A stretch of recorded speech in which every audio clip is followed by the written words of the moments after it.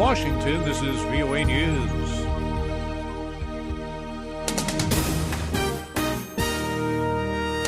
I'm Ray Kouguell reporting. Israeli Prime Minister Netanyahu spells out Iranian nuclear concerns before the U.S. Congress. Prime Minister Netanyahu made his long-awaited appearance before Congress Tuesday to talk about Iran and the logic of holding negotiations about his nuclear program. Prime Minister Netanyahu said negotiations underway between the United States and Iran would guarantee that Iran gets nuclear weapons. Mr. Netanyahu stressed the danger a nuclear Iran poses to his country. This deal has two major concessions. One, leaving Iran with a vast nuclear program.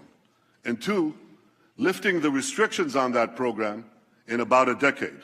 That's why this deal is so bad. It doesn't block Iran's path to the bomb.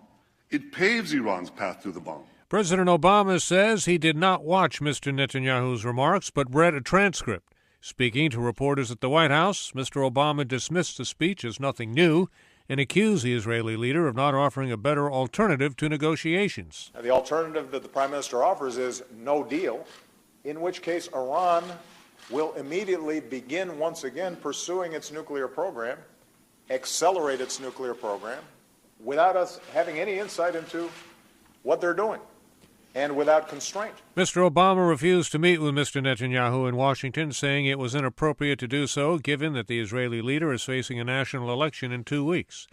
U.S. Secretary of State John Kerry and Iranian Foreign Minister Mohammad Javad Zarif met for a second day in Switzerland to discuss the status of Tehran's nuclear program.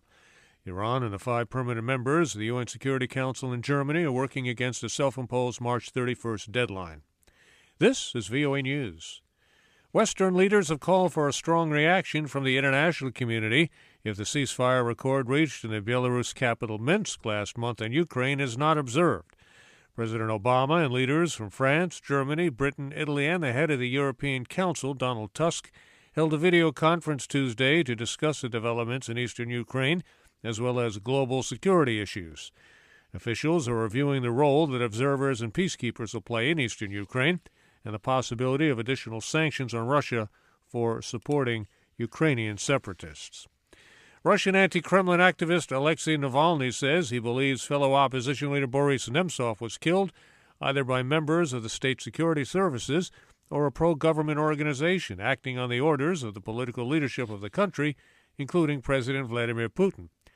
Navalny is serving a 15-day prison sentence for handing out leaflets promoting a protest and was not permitted to attend Nemtsov's funeral and burial in Moscow Tuesday. Chadian forces in the northeastern Nigerian town of Dikwa say they've recaptured the town from Boko Haram militants. The military reports that 34 soldiers were injured in the effort to liberate the town. The Associated Press reports hundreds of civilians in Dikwa in Borno State were killed while the militants had control of the town. Leaders from 3 West African countries hardest hit by Ebola are calling for more international aid to help them emerge from the devastating outbreak. Their plea was heard at an international conference in Brussels. Lisa Bryant has more. Speaking Tuesday at the conference hosted by the European Union, Liberian President Ellen Johnson Sirleaf called for a massive financial response to Ebola, similar to the U.S. Marshall Plan that helped rebuild European economies after World War II. We need to respond to the economic impact of the disease, to stabilize our economies, to return to the path of inclusive growth on which we had embarked before the virus hit. UN experts say Ebola's spread has dropped by 10% since 6 months ago. Lisa Bryant for VOA News, Paris. A Libyan security official says Islamic militants seized 2 oil fields Tuesday just ahead of more UN peace talks.